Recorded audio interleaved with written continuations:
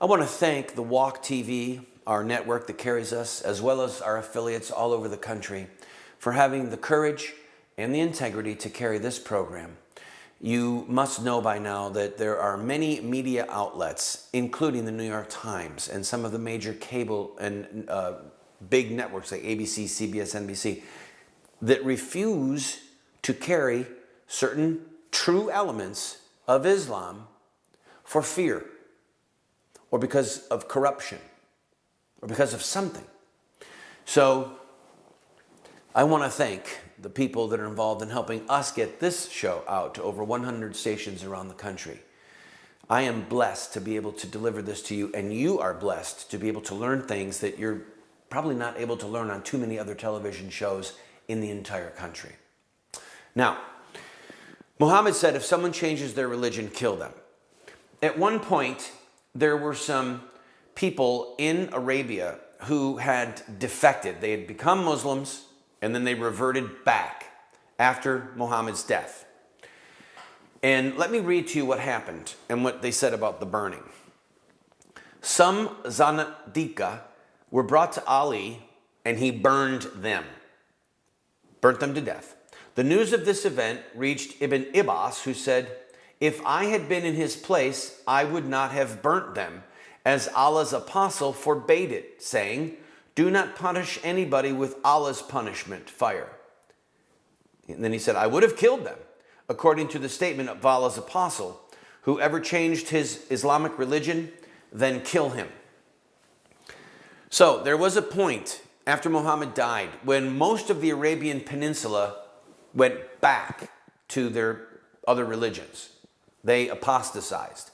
Abu Bakr, the first caliph, the first successor after Muhammad, basically took off on another war path, literal, and said, either you come back to Islam as you said you would originally, or I'll kill you.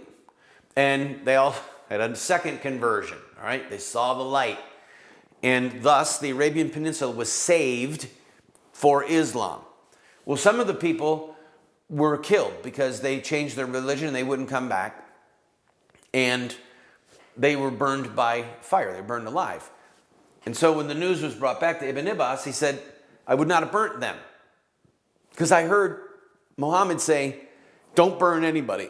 Don't punish them with God's punishment, hellfire. Kill them, yes, but don't burn them to death. So I guarantee you right now, inside of the Islamic world, there is a debate going on. They sat around and they debated. The terrorists who burnt this man to death debated this exact point of history and theology. And there are going to be imams and there are going to be mullahs who condemn what they did. You listen closely, all right?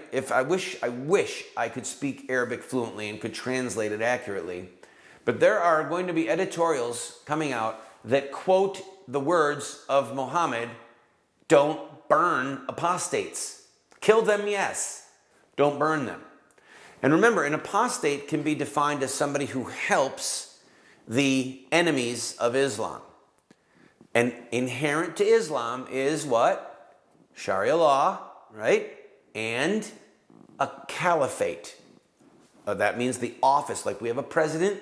All right, the caliph is a successor. He's the chief executive of the Islamic world. He's the political leader, he is the military leader, and he is the religious leader, all bound up in one. All right? The caliph, that's a caliph. It's the word successor.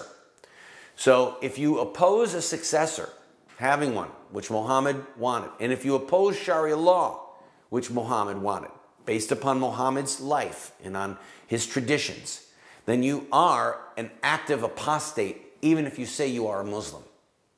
Are you following me? That's the way it works. When we come back, we'll discuss why Obama is treating terrorists who are Muslim like they're not really Muslim. That's just weird.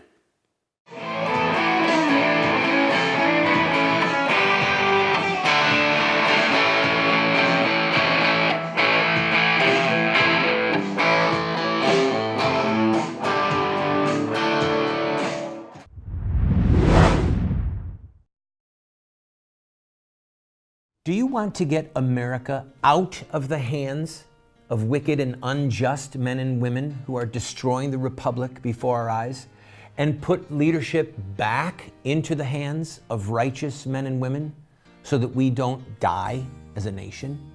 Well, you're talking about social revolution, and there are rules in social revolution. We can look at the victorious social revolutions of the past, such as the end of slavery, the end of child labor, women's voting rights, the end of segregation, and so much more, and learn from their victories. Look at their actions, their images, their rhetoric, their sacrifices, and their final fruit.